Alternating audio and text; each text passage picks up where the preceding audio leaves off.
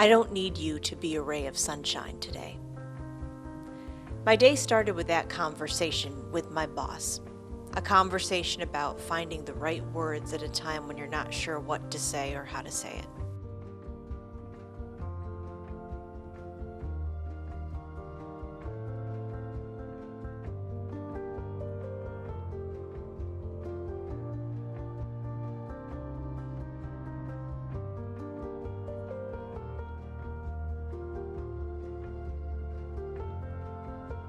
I don't know just what to say right now. I'm afraid of not having the right words. There's always an option to borrow someone else's words, of course, and as a Bonaventure girl, I consider the words of St. Francis, where there is darkness, bring light, sadness, joy, and all that. Most Buffalo at its core is about shining a light, whether it be to enlighten or to entertain. And this moment, at the end of the show, has traditionally been the lightest spot of all, a reliable respite from whatever troubles may come our way. Here, we always seem to be able to say, there are always bright spots. There are always reasons to be grateful. There are always reasons to smile or even laugh.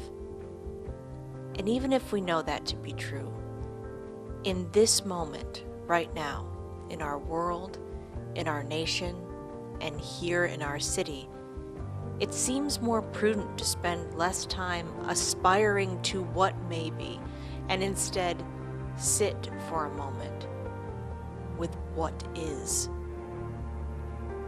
This is our city today.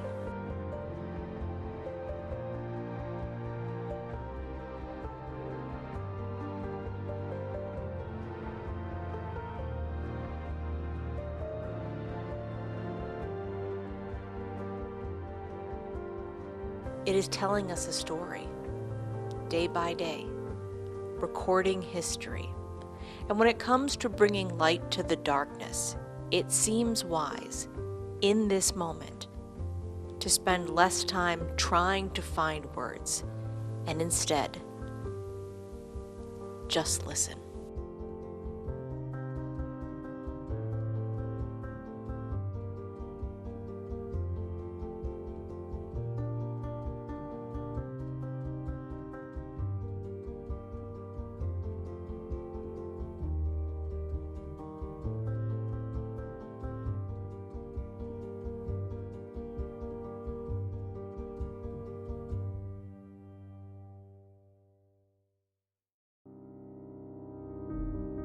Finally today, a moment to pause, reflect, and remember.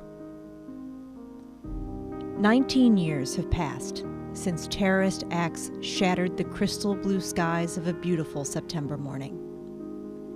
Collectively, we took in the events as they unfolded, one heartbreaking moment after another, wondering, how could this happen, and why?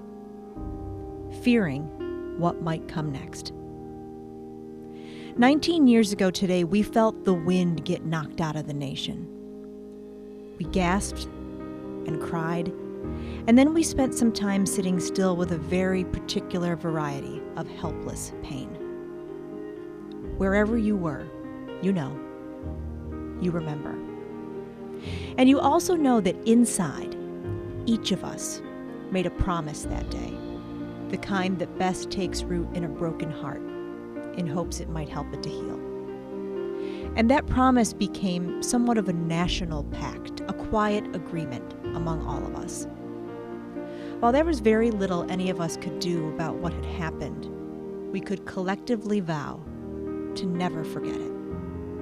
Albeit dark, it was a time when it seemed we were all on the same page. 19 years later, that sense of unity seems like a distant memory, lost under a whole collection of moments that have passed since. Still, when I asked you to share how you would be observing this day, the responses echo that sense of unity, community, compassion, love, strength, and gratitude. It's all still there, in each of us, every day. And if we really sit with that for a few minutes, it might occur to us that we shouldn't need this day to get there. There are far more similarities than differences in us humans, whoever we are, wherever we are, and whether we choose to acknowledge it or not.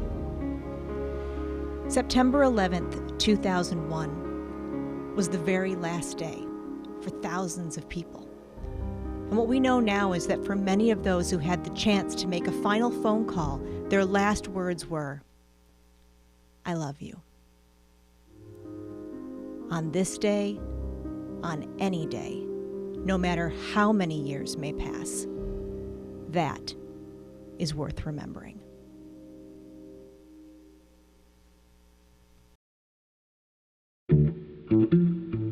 Today is the sexiest, most Buffalo story of the day we've told yet. And I'm going to warn you, you may not be ready for the following images. Good evening. Tonight's big story centers on the state of emergency declared this morning in Buffalo. I know, and that's not even what I'm talking about. To back up for a second, today is a historic day here in Buffalo. Not that we want to spend a lot of time talking about the weather because cliches, but 43 years ago today, the blizzard of '77 began, and people have not stopped talking about it since. With good reason, of course. I mean, what a mess. Snow everywhere. I mean, look at it. Nightmare. There is good news tonight. The Channel 2 news footage tells the whole frosty apocalyptic tale thanks to a dedicated team with collars as big as their journalistic standards. Sure, a lot has changed as far as fashion and news coverage is concerned since the 1970s, but one thing hasn't. What are these guys doing on Buffalo City streets? News crews wandering around in a massive snowstorm to make sure you don't go out and wander around in that same massive snowstorm. The team spirit extends to the viewers too. Whenever the snow does fall in ways that are incredibly disabling and completely rude, there's a camaraderie that builds up around the city of good neighbors. People help each other out in whatever way they can. We've all heard the stories of neighbors helping neighbors and snow up to the roof, but we never mind hearing them again, and that's why we went ahead and put a post on Facebook reminding everybody of the anniversary and sharing these old memories. I went ahead and perused the responses, and a couple caught my eye, including this guy. The reason I have a husband. He was born 11/11/77. And another similar, albeit simpler post, I was born in March. Meanwhile, Colleen shares the story of giving birth to her daughter during the blizzard and getting a ride home in a city garbage truck. Hang in there, Buffalo. You're a hearty people, and this is your finest hour. So this one goes out to all the 43 or almost 43-year-old Buffalo natives out there who probably wish everyone would just stop doing the math.